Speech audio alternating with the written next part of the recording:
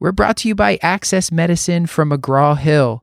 Access Medicine is the acclaimed online medical resource that features Harrison's Principles of Internal Medicine plus more trusted content from the best minds in medicine. Go to accessmedicine.com to learn more.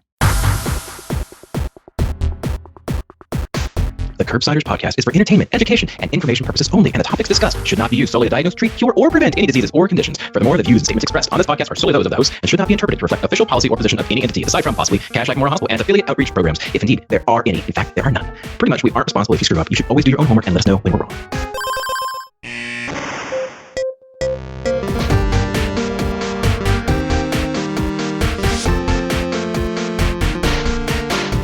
Hey guys, we're back. Hi, Matt. How you doing? How's I'm life? good. I'm excited. This is our first episode this year for NephMadness. We're back. That's right. We're going to be talking about potassium tonight and potassium binders. Is a low potassium diet necessary for patients with CKD? We have three wonderful guests who we'll tell you about in a second here. Of course, I'm with Stuart, who you're already hearing, and the wonderful Dr. Paul Williams, who's going to tell you a little bit about what we do on this show. Sure, Matt. We are the Internal Medicine Podcast. We use expert interviews to bring you clinical pearls and practice-changing knowledge. I'm excited to be a part of NephMadness yet again. It's the thing I like about it is being intimately involved in it and yet still invariably washing out right in the first round, like just failing aggressively really quickly. So it's nice to have this kind of insider baseball and still not benefit me in any way that's kind of meaningful. And if you happen to have the largest crew of people to wash up with you, you can still win. It's true. Yeah, true. So everyone please sign up for the Curbsiders. So on this episode, which is based on the review written by Dr. Ryann Sohaney, she is a nephrology fellow at the University of Michigan. As I mentioned, we're going to talk about the potassium binders, specifically the newer potassium binders. We're going to talk about the evidence for a renal diet, and is a low potassium diet necessary for patients with CKD? And then finally, we'll talk a little bit about exercise in patients with CKD, particularly patients on dialysis. So, Paul, would you tell them about our two experts that are going to help us through this? We have an embarrassment of riches. We have two experts joining us tonight. So we have Dr. Deborah Clegg, who has her PhD in nutrition and is the Associate Dean for Research at Drexel University. And then, of course, we are joined by the great Dr. Joel Topf, the co-creator of NephMadness, Chief of Nephrology at Cash Memorial Hospital, and known by the sobriquet, I don't know how it's pronounced, Kidney Boy on Twitter. So you're all familiar with Dr. Topf. Dr. Clegg is a delightful addition, and I'm excited to be schooled about potassium and kidney disease. All right. So we have a big crew recording tonight. Ryan, we're going to start with you. Can you tell the audience a one-liner about yourself and include a hobby or interest outside medicine? I am a 32-year-old female and mother of two, and I enjoy running very slowly and chocolate. Who doesn't? Running slowly or chocolate? I think both. Running slowly and chocolate. It's a good thing. It's good. It's all good for you. Debbie, how about yourself?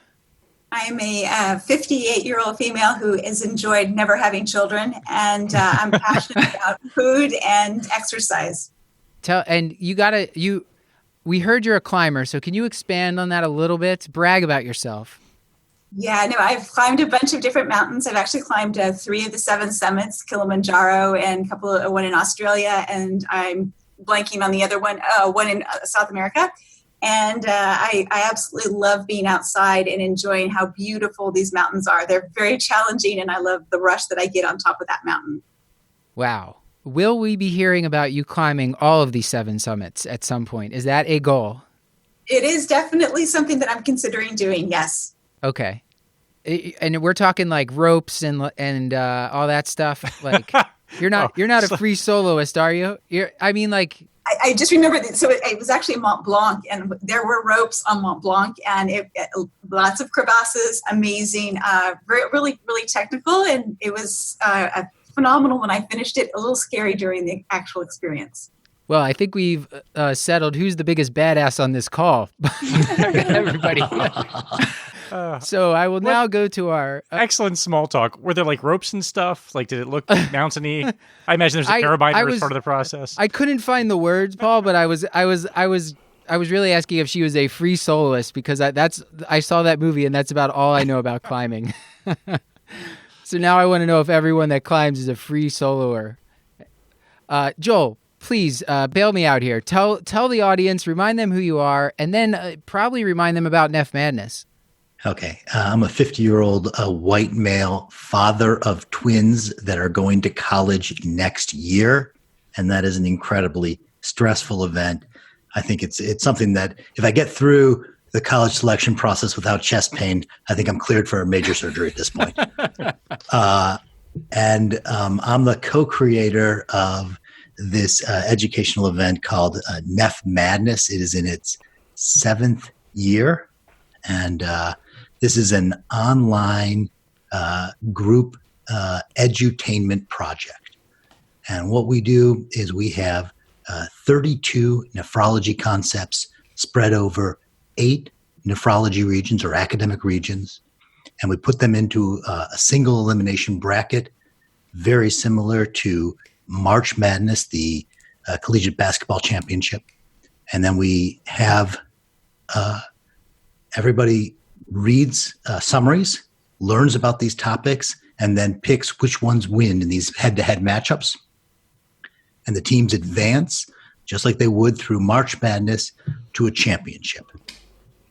So what we're doing right now is we're going to help you learn about one of the regions, and this region is hyperkalemia.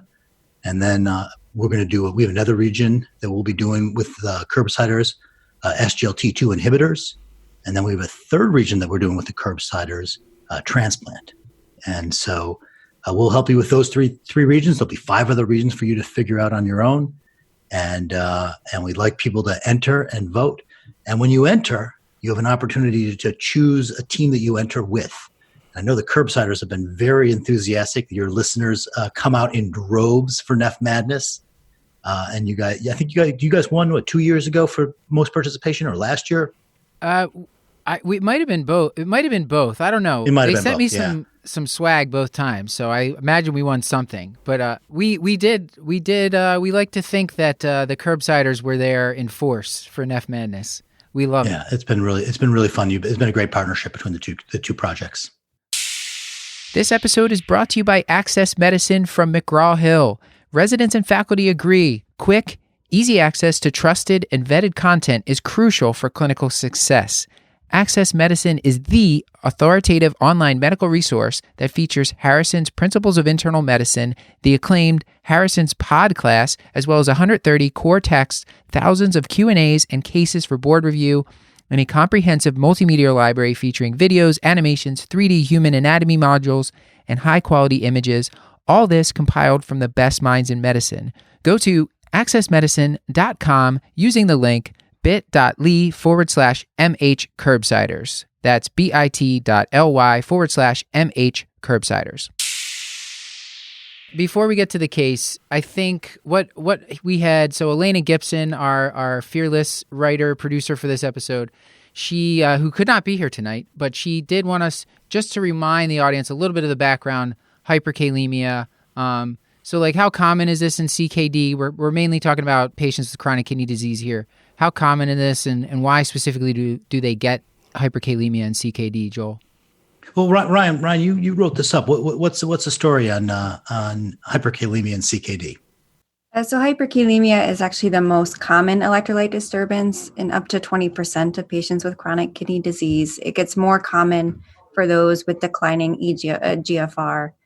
And we see it most in patients with diabetes or heart failure, particularly among patients who need to be on or benefit from ACE inhibitors or ARBs. And so is it just the ACE inhibitors and ARBs and heart failure and diabetes that cause the hyperkalemia, or is there something about those conditions specifically that make them prone to hyperkalemia? No, particularly in diabetes, insulin resistance leads to hyperkalemia, as well as hyporeninemic hypoaldosteronism, or type 4 RTA is a risk factor in these patients. In heart failure, in part the medications, as well as the declining eGFR. Okay. So we have that there. Let's give them a case here. Paul, would you do the honors and bring us into a case so we can dig into this a little bit more? Sure. We have the patient, Ms. Karen, and we gave her all the risk factors. She is a 57-year-old female. She's got a past medical history of heart failure with reduced ejection fraction, type 2 diabetes, and CKD3B, who is presenting for usual follow-up. On her most recent labs, her potassium is elevated at 5.6 millimoles per liter, and her labs for the past 3 months are actually notable for a potassium greater than 5. So we're staring at these, and I've done the internist thing where I've kept repeating the lab, hoping it would just normalize, and that did not work. For 3 months. Yes, 3 months. The patient survived me, and now I thought I should probably start working this up. So I guess now that I've confirmed thrisely that the patient is indeed hyperkalemic, what should my workup look for this patient who has, as we discussed, some known risk factors for hyperkalemia? Debbie, how would you approach this patient? Well, I think the first thing that I would do would be to actually look at her medications to see what type of medications that she's on, to see if any of those medications might actually cause her hyperkalemia. The next, although I think you. And so, why don't we just pause there? Which ones are you looking for? What are the greatest hits, if you will? Definitely the RAS blockers, right? So if she has hypertension, she's probably on a RAS blocker, and I would definitely look at that. But I would not stop the RAS blocker, but I would just note whether she indeed was on one or not, because there's a lot of phenomenal evidence saying that you don't need to titrate it. We'll probably talk here in a few more minutes about maybe putting her on a binder to correct that hyperkalemia so we can continue to push on that RAS blocker. But I would just note the medications to see if there were any known offenders with respect to her hyperkalemia. And what else besides your ACE inhibitors, your angiotensin receptor blockers, your aldo antagonists? What other ones would you look for? Well, I'm not going to necessarily speak directly to the medications, but I would certainly start to probe to see whether she's on any unique herbal medicines. Oftentimes, our patients don't necessarily always tell us that they're taking some of these herbal remedies, but oftentimes they do, and they are horrific offenders with respect to hyperkalemia. So I would start probing and finding out whether she's doing that. There's also some individuals who eat clay. Clay is actually also can cause hyperkalemia. There are some individuals who actually eat burnt match heads, and so, which I can't imagine is too tasty, but evidently they love them, and that also could cause hyperkalemia. So I would sort of start maybe looking for some zebras in there, but I would definitely just begin to probe and ask her more questions about what she might be doing with respect to her medications and beginning to tip into the diet a bit. Yeah, the other ones that I you don't want to miss is NSAIDs, because a lot of them are going to be non-prescription, right? They're just over the counter, and if they're taking Advil pretty regularly, that's a pretty reliable cause of hyperkalemia. And then the potassium-sparing diuretics besides spironolactone, you got to remember amiloride and triamterene, and then of course the antibiotic trimethoprim also will raise the potassium, and so don't let those slide by without at least hitting those on the review of systems. What about diet? Let's say she just loves her French fries, avocados, and for some reason bok choy. Exactly. Now, so see, if we're going to dive into the diet information here, so she might really love those things, but her French fries might be okay because she maybe soaked them first, and now all of a sudden the potassium is leached into the water prior to her actually deep frying them. So the French fries might actually be okay.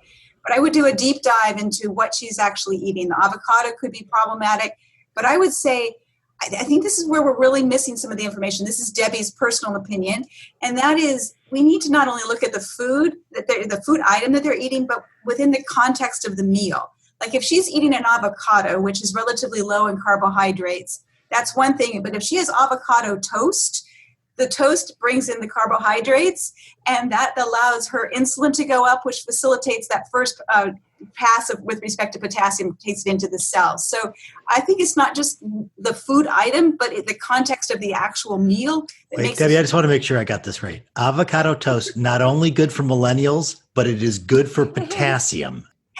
I'm going there. I'm going for avocado toast. Love it. As long as it's not wheat toast, because then we have the whole phosphorus. She knew our demographic skewed millennial, and she just I consider this pandering to the audience, Debbie, but we will allow it. That was a nice teaser of like the dietary stuff, but I did want to just swing back for a second. You mentioned, first of all, I love the fact clay and burnt match heads. Like if I ever diagnose hyperkalemia because of one of those two causes, I'm just going to You've missed it, Matt. You've missed it like 5 times already. It sounds like a form of pica, but maybe it's just like well, isn't pica like eating chips and clay and stuff like that? It's eating things that aren't food. Yeah. Yeah, Things that exactly. aren't Yeah, food. so it is a Yeah, form so- of pica. Okay. And then the supplements, though, I wanted to go back to that. What is in these supplements? Is it just that the supplements have like potassium chloride in there? Well, what are there any common names to these things, or like what are they aiming for with these supplements where they're accidentally getting this big potassium load? Well, I think that people are searching for, I'm going to step back in a second. I believe that people think that our food sources right now are relatively deprived of nutrients. We've over-farmed our soil so that there's less potassium in our soil. And so people then are reaching out for these either supplements that provide nutrients in excess because they're thinking that they're repleting their body by taking these supplements, or they're looking for some of these ancient herbal solutions for weight reduction. And some of those, again, they may not even have the potassium listed on the label, but they are known causes of hyperkalemia. One might be noni juice that people might consume as a health drink. Any of the juices are probably absolutely loaded in potassium and probably underappreciated. The other source of potassium is right now, we have a lot of these vegetable meats, right? I think Kentucky Fried Chicken has the non-chicken Kentucky Fried item. And those non-meat products are absolutely chock full of potassium. And again, underappreciated by the average consumer. And also a lot of the meat products and processing are loading up on potassium to enhance flavor and preservative values. So there's hidden sources of potassium in our food sources, but specifically people are looking, they're not knowing that they're getting exposed to potassium in some of these foods that they're consuming. I'm going to irrevocably date the show here. I'm sorry, I'm just shook. There is vegetarian Kentucky Fried Chicken now? There absolutely is. There's vegetarian Kentucky Fried Chicken. It's supposed to be really tasty. I have to go. Paul, That's weird. Paul, I'll meet you there in an hour. We have a hard out, everybody.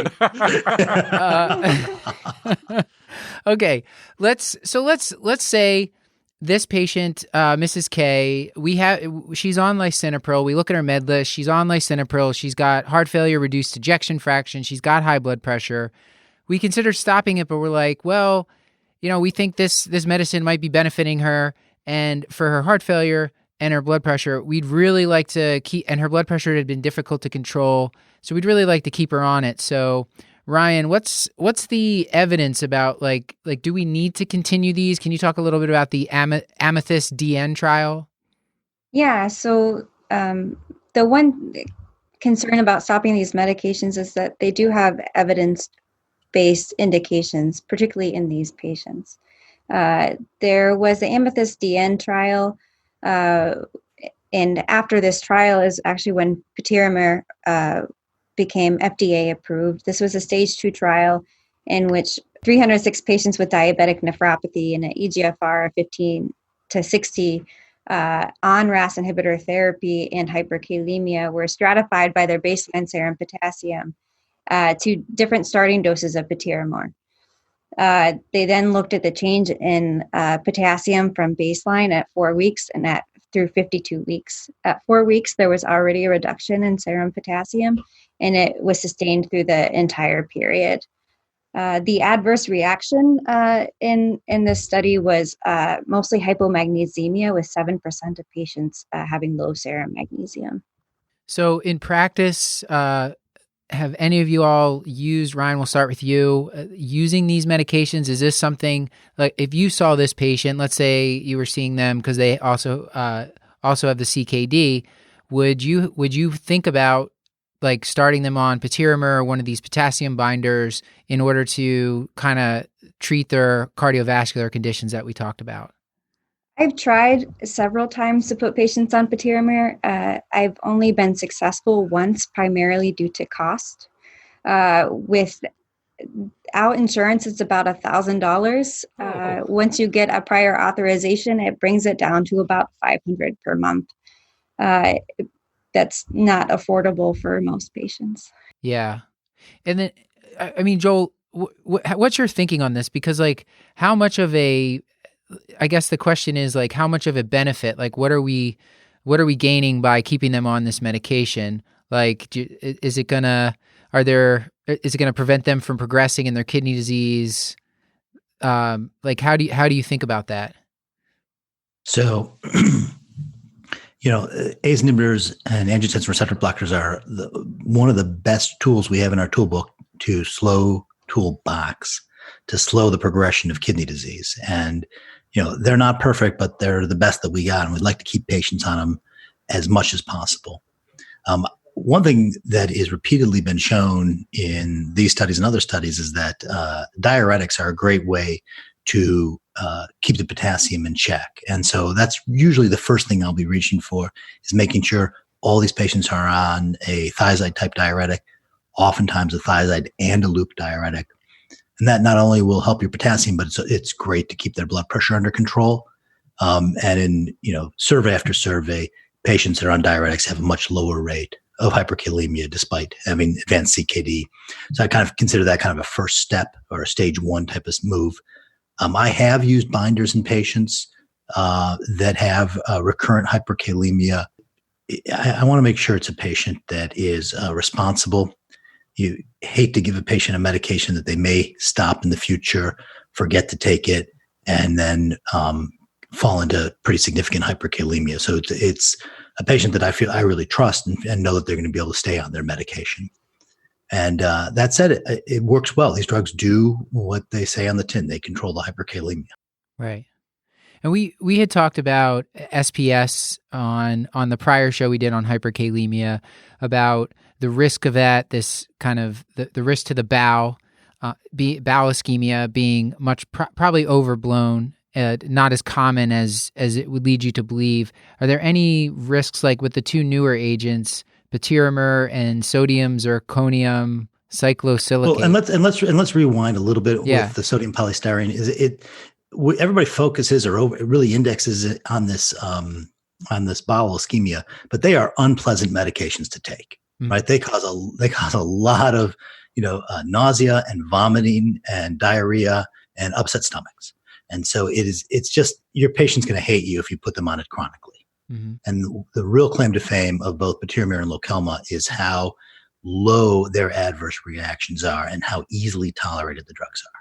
And the generic, the sodium zirconium cyclosilicate. That's right. So, you say SZC.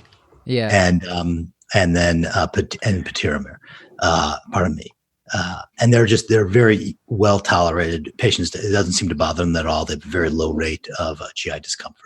Are you having the same trouble getting them actually covered, though? I have not had as much trouble as Ryann has had. But Ryann was telling me before, one of the things that happened, she had a patient that was on it and she didn't realize how much they were spending, right? Because sometimes patients won't tell you, like, oh, doctor ordered this, I guess I need to take this. And so I think it's important, from that lesson to go, hey, even though it's covered, how much are you paying? What's your out of pocket on this? And to keep an eye on that, because these costs can just explode on these patients.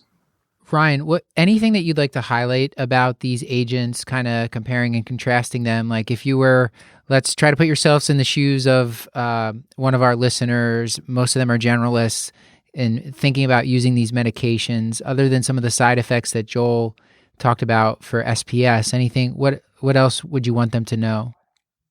They should check a magnesium before starting patiromer. It's not a contraindication, but they should at least make sure it's replaced before starting. Mm-hmm. The other thing is, just like SPS, it shouldn't be used for emergent treatment of hyperkalemia, except for maybe sodium zirconium cyclosilicate, which actually has an effect in lowering potassium in as little as 2 hours. Yeah, that's incredible. How come that one acts so much quicker than the others?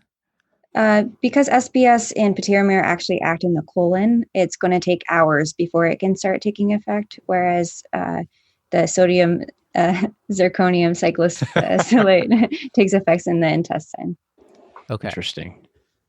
Sorry, go ahead. I was going to say, this is Debbie. So you asked a little bit about cost, and this is Debbie's opinion as well. The cost of actually having a hyperkalemic event can be life-threatening, and having hypertension is also life-threatening. If these drugs allow these individuals to not have to be hospitalized for hyperkalemia, reduce the mortality of hyperkalemia, and they also help with blood pressure. The costs associated with them for the patient's overall health are tremendous. And what I understand is a lot of these companies are now trying to work with individual patients or physicians to try to really reduce the costs. And I think you can petition to them as an ad-need basis to see if you can't get it for less. I've also heard that SPS is no longer going to be made, number one. And number two, that they're trying to make sure that the cost of these drugs is all the way down to what the cost of SPS would have been. So I think that when we're looking at costs, we shouldn't only look at just the cost of the medication, but the cost in totality, the bigger picture. SPS is no longer going to be made? That is... That's what I've heard. Like it's running out, and I understand too that it's incredibly difficult to get. I don't know if any of you have had that problem, but I think that these new binders have come in and sort of pushed it out of the way, and it'll be much more challenging to get. And these new binders have so much better efficacy than SPS and tolerability, as Joel said. So I think this is the dawn of the binder. Oh, that's exciting, because again, dating the show, irrevocably, in my estimation, SPS is entirely too easy to get a hold of for most of the people who have the capacity to order it. So I'm glad to hear that. So, but and something that Matt asked earlier, we talked about the magnesium with patiramir, sodium zirconium cyclosilicate, as its name implies, does provide a sodium load with these patients.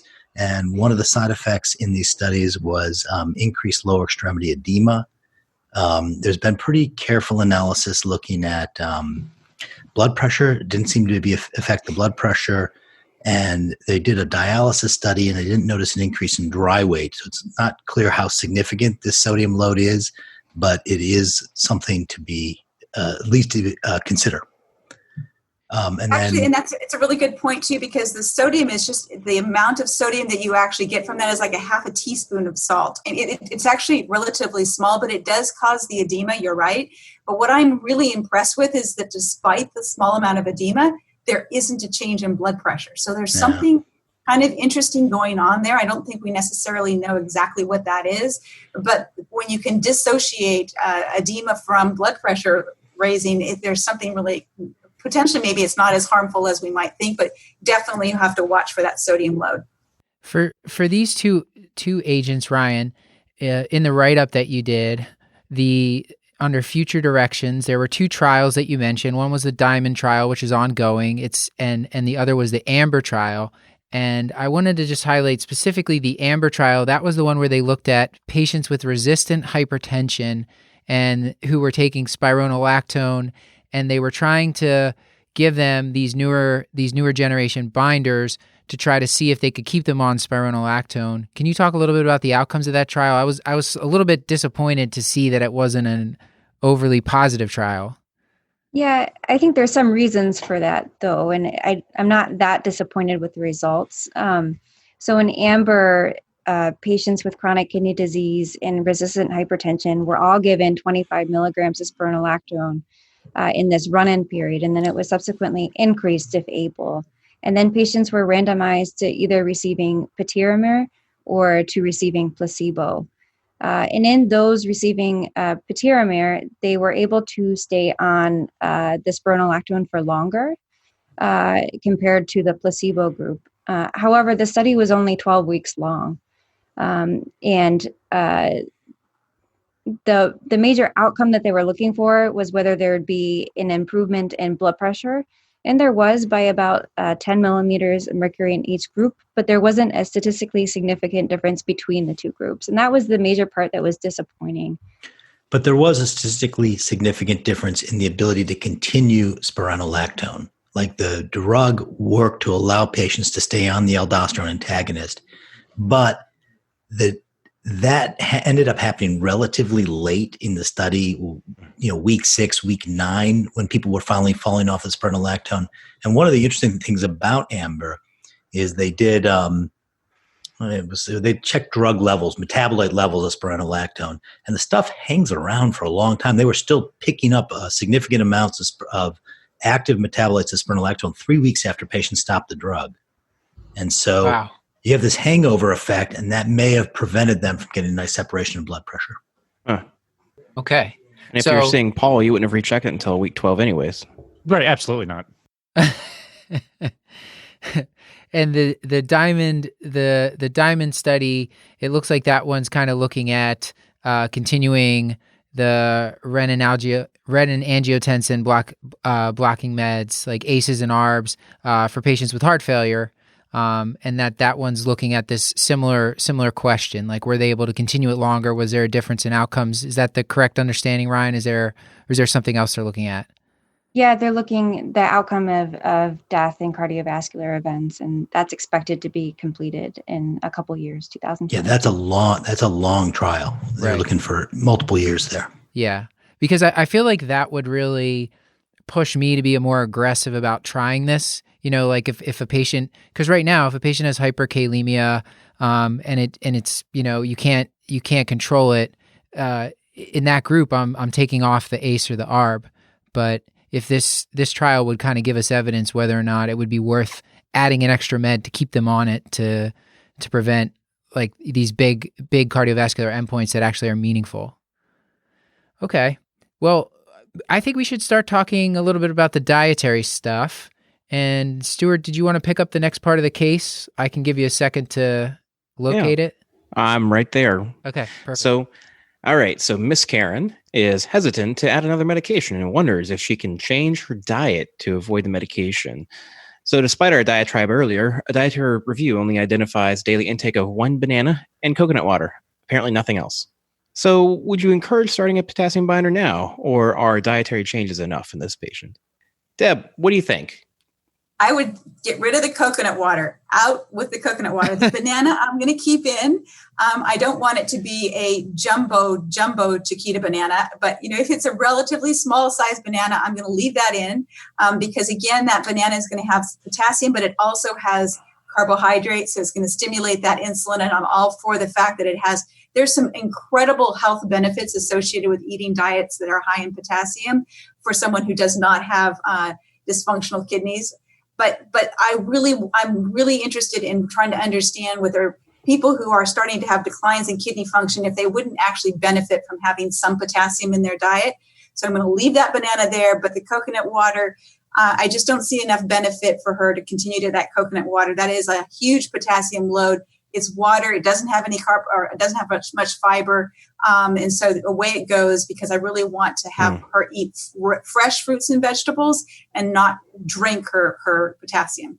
So what if she comes back and sees you, and let's say that now she's changed her diet completely. She listened to your advice, but now she's gaining weight because all she's eating is processed foods. Okay, I would say get rid of the processed foods. So that's the really tricky thing that we've done to our poor CKD patients. We give them a diet that is absolutely horrible. It is not cardiac or heart healthy. We tell them to eat meat. We tell them to not have fresh fruits and vegetables. It's really quite disastrous. And so I think the new data with respect to the DASH diet, the DASH trial, which is the reducing sodium and increasing potassium in your diet, eating much more fresh fruits and vegetables, the data on reducing blood pressure, reducing stroke incidence, reducing kidney stones, improving overall cardiometabolic health is so overwhelming that I'm now going to ask her to reduce the amount of processed foods that she's eating and go back and eat a much more fresh fruit and vegetable type diet. Yeah, just no coconut water. Right. Exactly. One of the things you talk to nephrologists, they'll tell you all the time that one of the things that triggers hyperkalemic episodes regularly is episodes of constipation. That as your renal function deteriorates, you really depend more and more on the colon to get that potassium clearance. And when you put patients on this low potassium diet, you get rid of the fruits and vegetables, their fiber intake plunges. And then you then get this increased constipation. You may not have gained anything in terms of potassium control. And so it's not just as simple as read the labels, look at the potassium intake and try to cut it down. You need to have a more global view of the diet and really kind of talk about what's a healthy diet. And if that means you're going to eat increased potassium, sometimes you got to say, so be it, because a healthy diet is super important. One of the interesting aspects that we're seeing more and more data come out is looking at alkali load in the diet, that patients with chronic kidney disease that increase the alkali intake, which is really going to be a lot more fruits and vegetables, primarily is the way they get that done. We have empiric data that it slows the progression of kidney disease. So you're saying neutralizing that acidosis. So you're saying to drink alkaline water? Oh, I'm not telling you that. That's terrible advice. Whose side are you on? I'm on your side, Joel. I'm always on your side. Yeah. Stuart, are you selling alkaline water on the side? I am not. That's how he's putting his kids through college. That's right. It's the only way. Debbie, what would it sound like when you talk to a patient with chronic kidney disease and you're talking to them about diet? Can you just, if we were to hear you counseling a patient, this would be really helpful to me personally, but also to the audience. I guess we care about them too. So can you tell us, please? No, so I used to be a renal dietitian many, many years ago, and I would have initially counseled this patient to eat meat, reduce the amount of fruits and vegetables, watch out for their phosphorus, no milk products. I would have been draconian. I would have been really, really adamant about watching and making their life virtually miserable. I don't know if anyone's ever tried to follow a renal diet, but it is absolutely horrific. It tastes terrible. There's no sodium. There's no spice. It's horrible. And you have to make a special diet just for that individual. They don't get to eat with the family. There's a lot of societal implications associated with it. So I've now, after I've read a lot, I'm going back now and I'm going, what is the evidence for us to cause these individuals to eat these horrific diets? And actually, there's not a lot of evidence. If you go back to the original papers the studies that were done in the 1950s, they gave people with CKD potassium tablets and looked at changes in serum potassium levels. That's not a food source. And I think that we now need to have newer trials with the foods that we're currently eating and see that there's even evidence with the people who have CKD3 or even on dialysis. When you give them diets that have some potassium in it, you don't see huge changes in their overall serum potassium. They're actually able to handle it much better than we think, especially as Joel talked about. When we tap into the fiber and we get into the colon and have the colon helping with potassium homeostasis, it's a phenomenal way. When the kidneys start to reduce, let's rely on the other organs that are responsible for overall potassium homeostasis. So now I would tell the patient, go back, eat a fresh fruit and vegetable diet, reduce the amount of the processed meats that you're eating. And I think you're going to find they'll be healthier. They'll be able to eat with the rest of their family. And I think their overall sense of well-being will increase. But do you still counsel to avoid certain fruits and vegetables? I think that I would do that almost on a case-by-case basis. I probably would ask them to watch out for meat, actually, which has a large amount of potassium in it because it doesn't come with the carbohydrate. You're not going to be able to have the insulin facilitating that first uptake of potassium into the cells. So I would ask them to avoid items that are processed that might have the potassium. I'd ask them to avoid salt substitutes for sure. But I might allow that banana. I wouldn't allow that coconut water, but I might start maybe individualizing and seeing how the individual does in between dialysis treatments, or see how well they're tolerating some of the food sources. No, I'm pretty much confused now. I don't know what to do. Oh no. No, we'll try to sort it out here. So it sounds like, and this is probably the renal diet we have at Kashlak is probably still the awful diet that you described that you would have recommended like many years ago. And it sounds like now the more, as with more experience, and maybe we definitely would need trials to do this, eating just more of the classic things like don't eat a lot of processed foods, eat more fruits and vegetables. The general health advice for like almost everyone on the planet is also good for these patients, is what I'm hearing. Absolutely. I think we've got to give it that trial because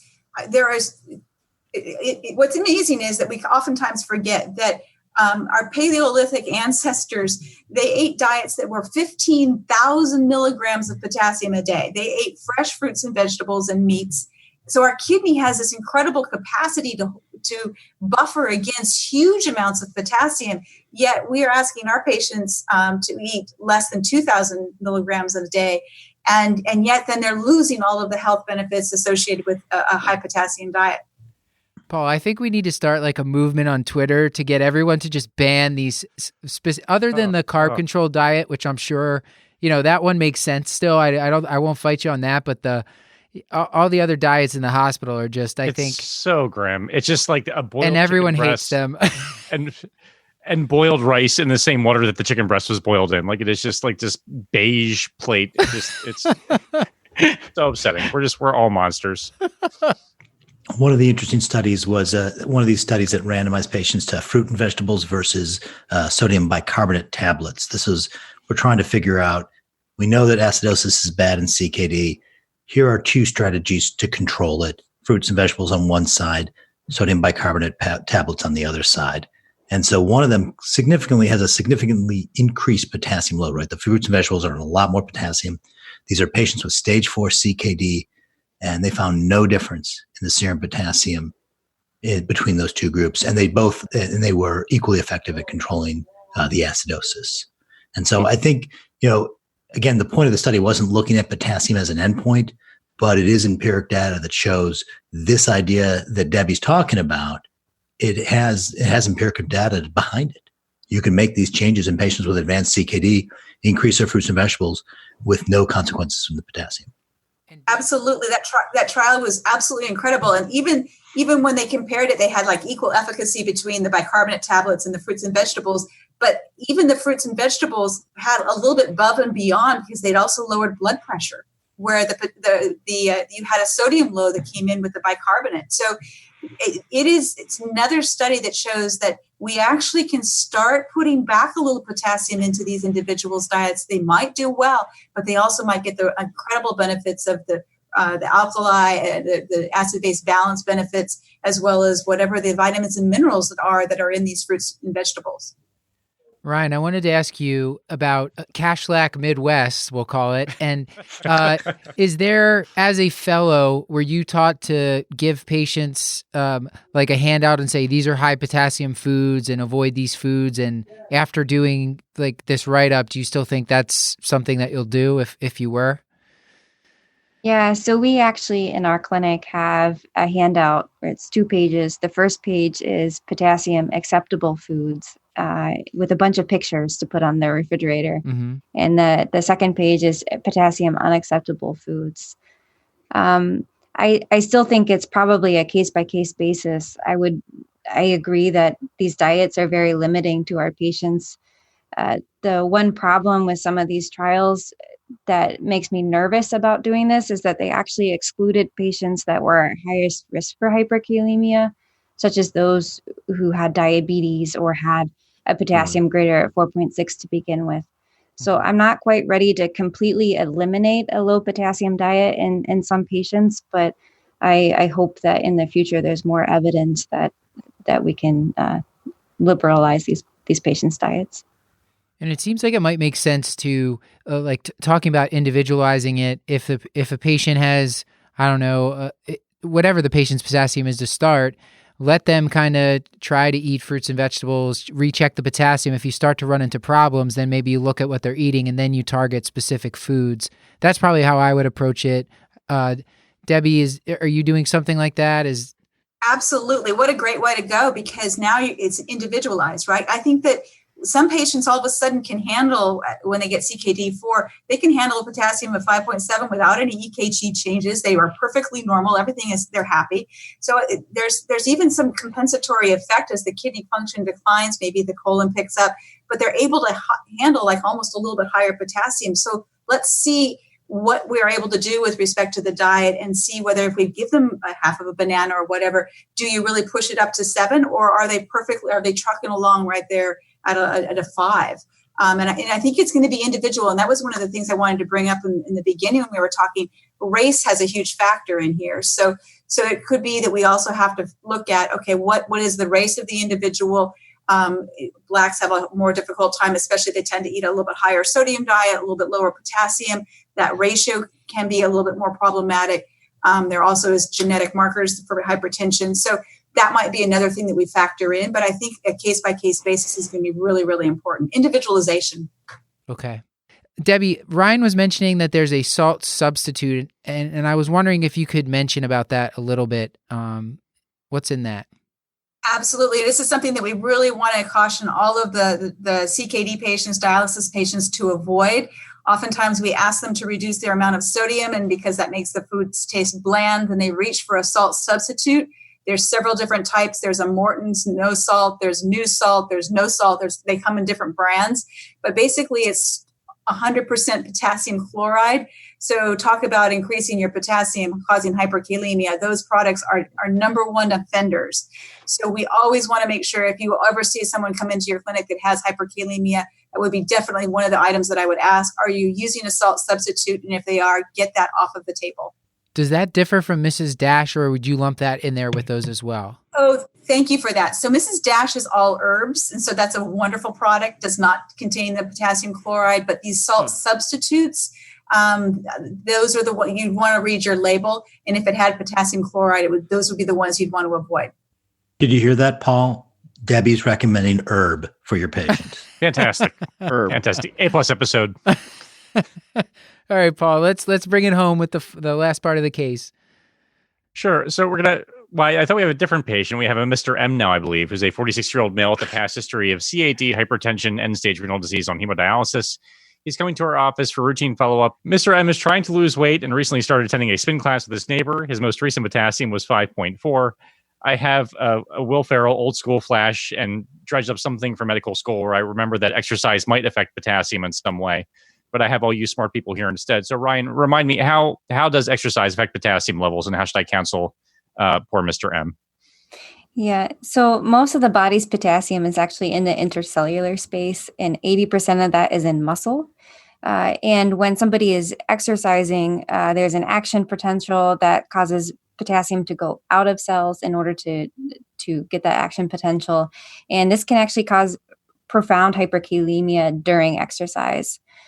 During studies in the 80s and 90s, they looked at individuals doing intense exercise like bicycling or sprinting on a treadmill, and potassium could go as high as 8 during those episodes. However, afterwards, it would then go down to actually about 1 milliequivalent per liter below the pre-exercise potassium. It's crazy to think that people aren't just like dropping dead from that. Yes.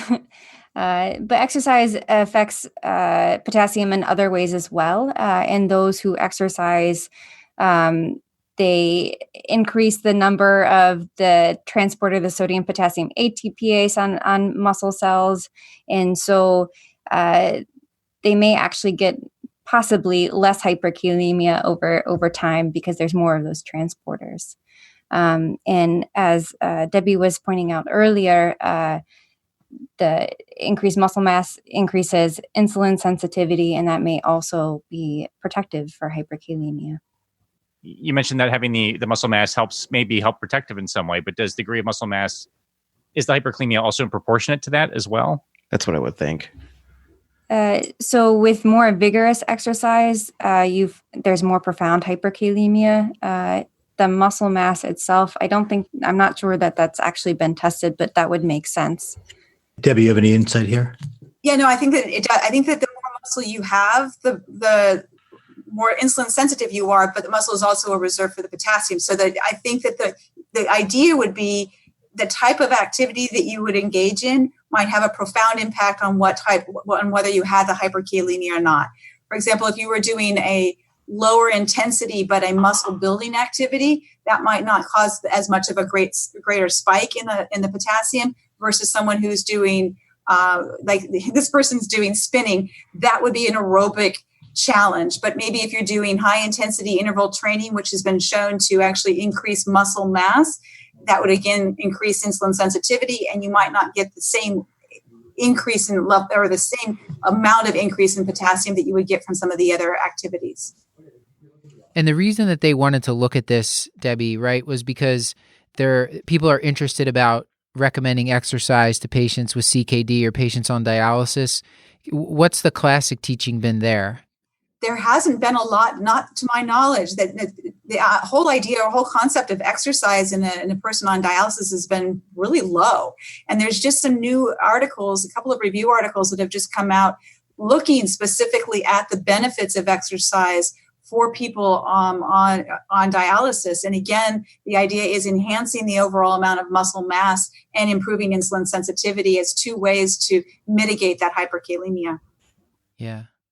Yeah, because when I think dialysis, I mean, working mainly in a hospital right now, the patients I see are so sick. Like I can, it's hard to imagine exercise, but I guess in your practices, probably all of you are seeing the other side, people that are still living relatively normal lives, working, and there is a cohort of patients on dialysis that are able to exercise if it was prescribed. I think so. In fact, some of these studies have brought in like little bicycle wheels for people to actually ride while on dialysis. They do intradialytic exercise, right? You got 4 hours there, spin a little bit. And some of those studies have shown increased muscle mass.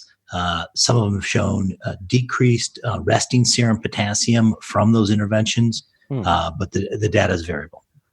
I believe NephMadness last year actually highlighted a runner who was on peritoneal dialysis. So for this part, what would be the recommendation right now? Ryann, how are you counseling your patients? Is anything going to change after having done this review? No, I still recommend exercise in my patients, just like any other patient, that they should be exercising about 5 days a week for 30 minutes if they're able to. I would agree with that. And again, I think it's the type of activity. I wouldn't want them to do just this incredible vigorous form of activity. I would love them to do much more of the muscle building and probably do it with a personal trainer or have someone there with them initially giving them their exercise prescription, because I think if they went to some other exercise class, they may be thrown in with everybody else. But I think, again, this is an individualized basis, which we need to begin to talk with them. But I think increasing that muscle mass is really going to help in the long run. Okay. Joel, any final words on this topic?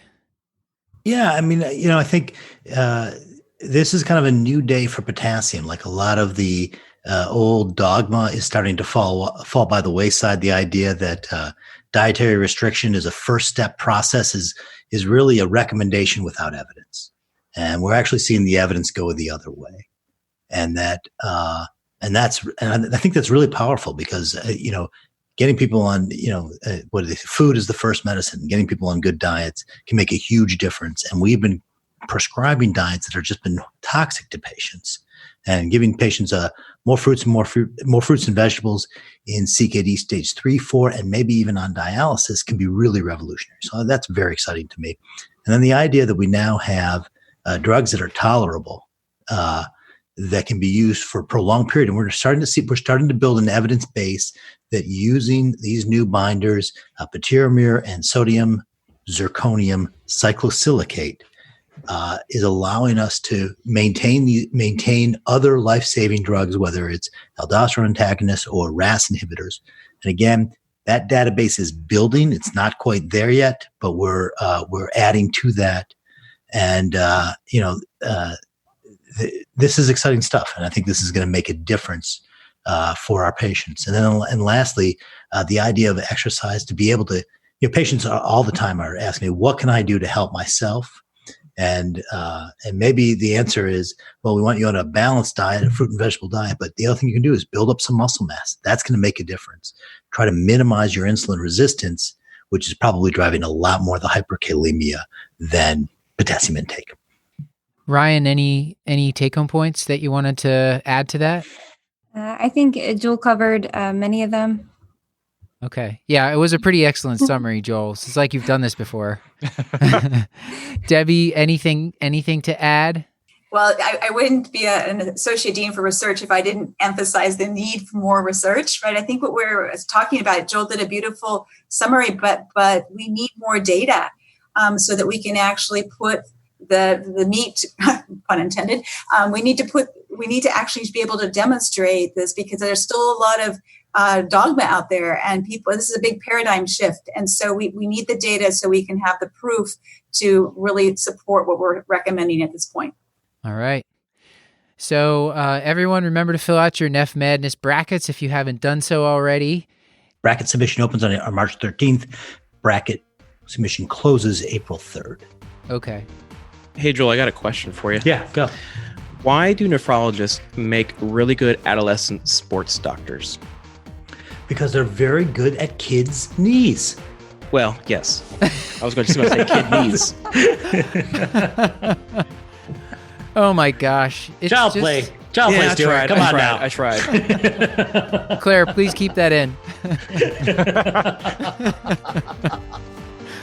All right, I want to let y'all go. Thank you so much.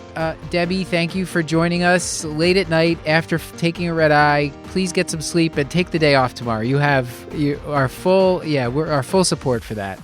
Whatever that don't break a leg. Yeah. And Ryan, thank you for writing this up. It was very helpful. Really appreciate it. Yeah. Thank you. This has been another episode of the Curbsiders, bringing you a little knowledge food for your brain hole. Delicious.